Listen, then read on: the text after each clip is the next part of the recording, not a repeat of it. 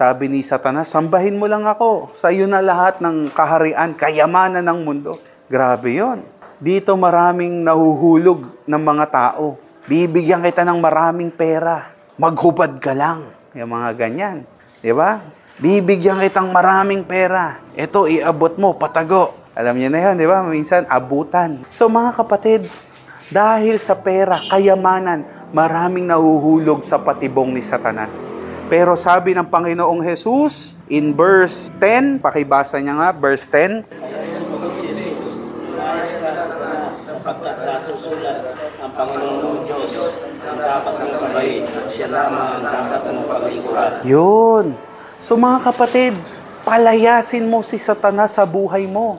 Kung minsan, kapag natutokso ka sa isip, sabihin mo, in Jesus' name, Satanas, layuan mo ako.